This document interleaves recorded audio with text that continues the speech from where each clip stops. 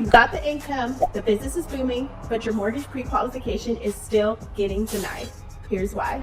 And that's because being self-employed makes it just a little bit trickier to qualify for a mortgage. Hi, my name is Dana, owner of Luxury Tax Prep, and I've helped countless business owners qualify for mortgages. And in today's video, I'm going to be showing you exactly how I do it. So we're going to start with the documents that the lenders actually like to see. When you're W-2 employee, it's a little bit easier. You just give them your W-2s and your bank statements, and everything pretty much matches for the most part. And if you're salary, your income should be consistent over a period of time. But when you're self-employed, especially if you have a seasonal business, you know that your income can fluctuate from month to month. Lenders are going to want to see these three documents for the most part: your last 2 years of tax returns, business and personal. And so depending on the type of entity that you have set up, if you're a sole proprietor, your Schedule C or Schedule E is already included on your 1040. If you're an S corporation or a partnership, then you're going to have an additional tax return to provide to your lender as well. The next set of documents your lender is going to want to see are your business financials, aka your profit and loss and your balance sheet. These sets of documents should be almost identical to your tax return.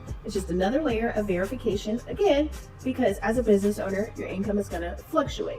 And then the third set of documents that the lenders are going to want to see are your business bank statements. And of course, the lenders are going to run your personal credit to see what that's like. So you want to make sure that's cleaned up, and you want to make sure you don't have a high debt to income ratio. You need to check with your lender to see what their requirements are for their specific loan. And before we go any further, I just want to make it very clear that you're going to most likely have to show net profit in your business in order to qualify for a mortgage, unless you just have an insane amount of depreciation. So if you have profit in your business, you are going to owe taxes.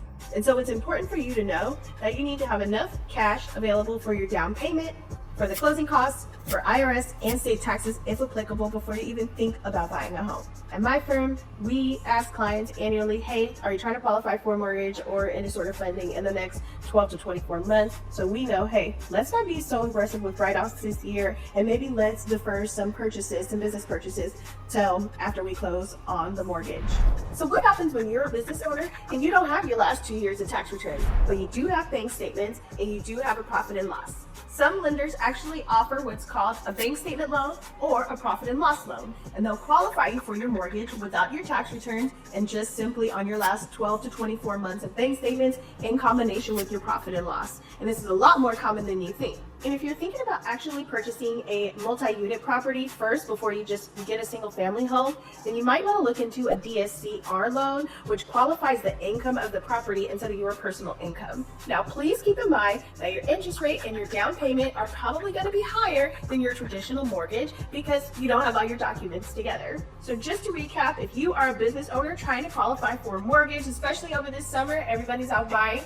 Again, you want to make sure that you have your last 2 years of tax returns, business and personal, your financials, your profit and loss, and your balance sheet. You want to have last year and year to date for current year. And you also want to have, if you're going for a traditional mortgage, they're going to want to see 3 to 6 months of bank statements. If you are going for one of the alternative financing options, then they're going to want to see at least 12 to 24 months of those bank statements on that side. You really want to make sure that you are working with a lender who understands business owners and financials and different compensation methods from your entities, and you really want to make sure that they understand that they are allowed to add back in depreciation. If you take a depreciation on your tax return, they can add that back into your income to qualify for your mortgage. If they don't know that, run.